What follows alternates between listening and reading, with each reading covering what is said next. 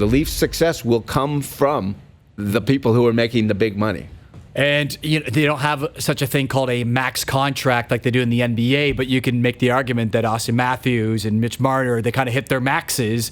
That has come up when you're talking about the Toronto Raptors, and suddenly with the departure of Kawhi Leonard, Pascal Siakam becomes the best player on the team.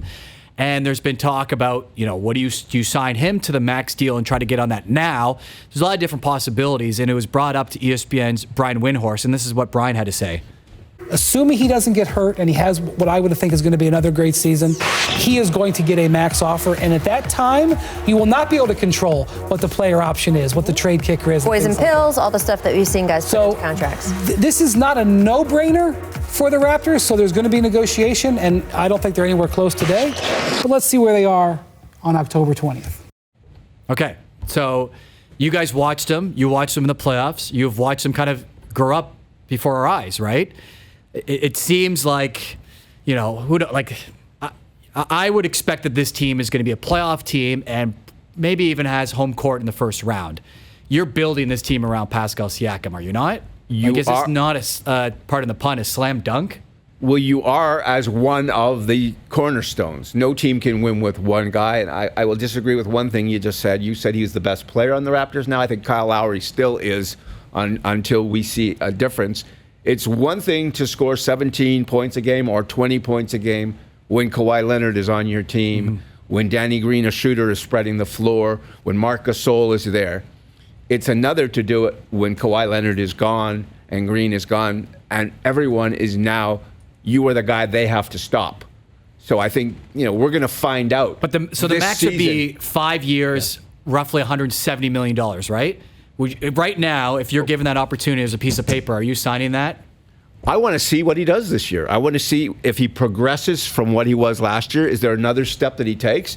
Does he take a step backwards? We don't know that until he comes onto a court where the other team isn't consumed with stopping someone else. Bingo. I think that's dead on, Steve. I mean, the one question that a lot of people around the league that I've spoken to in the last couple of months have about the Raptors is, how are they going to replace 27 points a game from Kawhi Leonard? And it's 37 if you add in Green. Well, there is, yeah. Green. I mean, they've got some shooters to theoretically, the Matt Thomas acquisition, stand-up shooter who was probably the best shooter not playing in the NBA last year.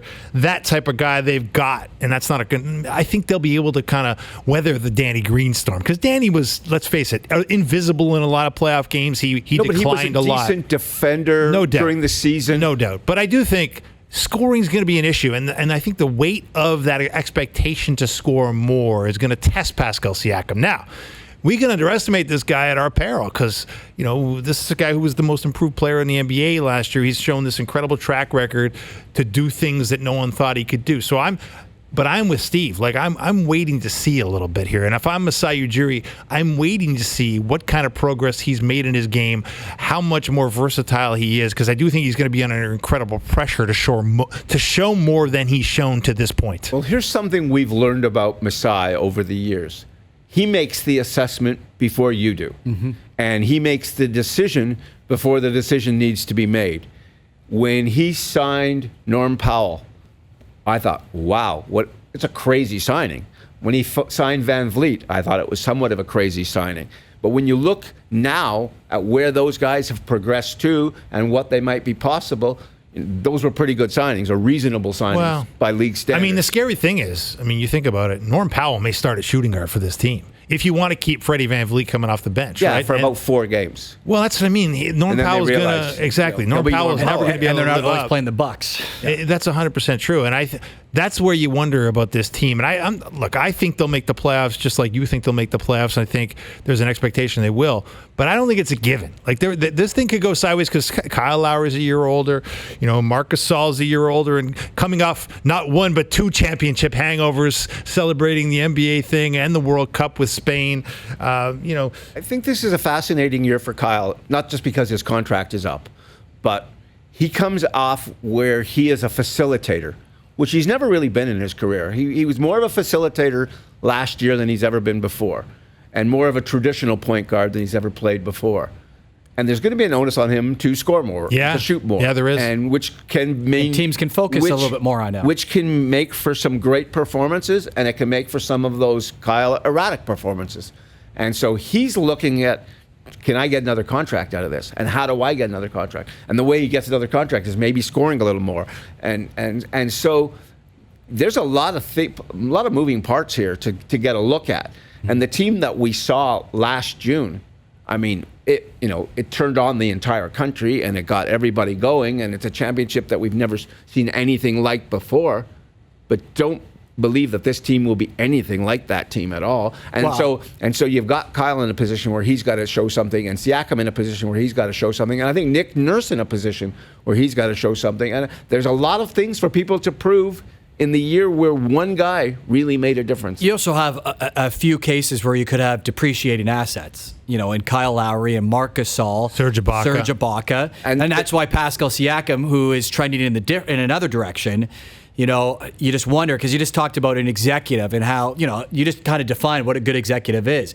Getting on top of something before it actually happens, whether that's a trade, whether that is getting someone maybe for a little bit cheaper than they would have got, a year later. The Maple Leafs and Kyle Dubas. But, with Pascal Siakam, is there an onus to get this done sooner rather than later? I agree with you guys in that he's never been in this role before. So you still don't know, is he just the most improved player who is your number 2 or 3 guy? Or is this a guy that leads this franchise for the next 5 or 6 years? Well, there's also the truism that, look, in the NBA, in a lot of ways, when your best player is up for a max contract, you're hamstrung. Whether he's a true max guy or just a slight titch below a true max guy, you got to make him a max guy, because that's just the way the NBA is structured. You can't afford not to do that. And so I do think he's going to get that max deal, no doubt about it. The timing is the interesting thing. I think he gets the max deal too, and I think it can come at any time now, whenever the date is that they're allowed to do this by. Because Gasol's contract is up, and there's $25 million or whatever it is. Lowry's contract is up, and there's 33. Ibaka's contract, I believe, is up. You can start going through. I think there's about $80 million coming free. Which is all going to go to Giannis Antetokounmpo anyway, so exactly. Hey, don't say that. You can get fined by the NBA now for suggesting such Milwaukee things. got fined for saying they wanted to re-sign their own player. That is the theater of the absurd. Sense? Yes. That's Adam Silver getting a little ahead of himself there, which is both calling ridiculous out the Bucks. because the board of governors or directors, whoever they are that runs the NBA, and Larry Tannenbaum, the Raptors owner, is the chairman of the board. Yeah, of course he is.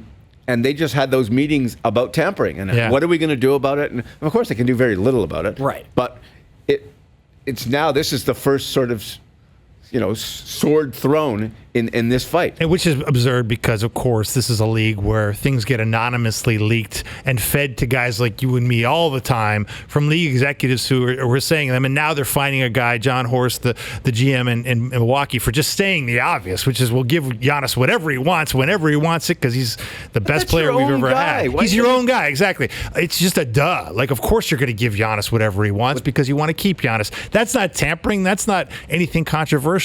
And it's ridiculous the NBA would fine the Bucks for that. But you're right, Steve. Like, there's been, in the wake of the Clippers signing Kawhi, we've been through this. There was an incredible anger in that last Board of Governors meeting before the one that just occurred last week, the one that was in Vegas in the summer, where Larry Tannenbaum was obviously presiding.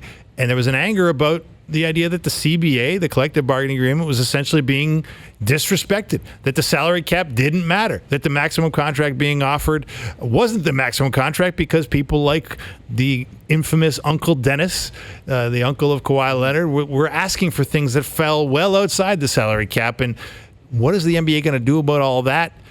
We don't know. They're going to try and put measures in place to monitor teams in these types of things, but I think it's almost impossible. Far be it from me to put individual rights in a corner, but the individual in the NBA has more power than ever before. Sure. And that's the problem. Yeah. The problem is that a Kawhi Leonard who exercised his free agency and was, able to do that, was also able to basically recruit or enable his. Well, he had conversations with Paul George, his team, right? to go. He basically said, "This team's not good enough. I'm not going to sign here. You need something." And that's how they wound up going and getting Paul George. And I have ethical problems with that. And while I have them, there's absolutely nothing you can do about it to change it. Player-on-player recruiting is almost impossible to police. But what they're going to try and do now is have these random audits of the communications of 5 teams is what's on the table, and the idea that if they happen to find something in your emails or your texts, which I'm sure teams are going to log very carefully, right? So the basketball, they could investigate further. So the basketball community, which for a long time, guys have had 3 phones instead of 1. No kidding. They're now going to have 4 instead of 3. Right. This is my tampering phone. This is my road phone. Exactly. This is my side piece phone. Yeah. This is my family phone. And work it that way. But can the Clippers go to every single Raptor game? That's, I guess, the question. Even that is suspect. That was wrong. It wasn't, but it was legal. But at least that was legal. It was clever. I mean, the stuff that bothers the small market owners is that you got the richest guy in North American pro sports in Steve Ballmer. And guess what? If someone comes up to him and says, "Psst, Steve, yeah, the maximum salary is nice, but we're going to need a little something on the side here." It's like pocket lint for Steve Ballmer to get you whatever you want, whether it's $10 million or $100 million or a real estate deal or a bunch of sponsorships he could line up in a couple of phone calls. I'm not saying any of that happened. I'm just saying the commissioner of the league came out and said things like this were happening. But before leaving, I got to take my family and go to Niagara Falls just to have a and a Blue Jays game. Yeah. That's right.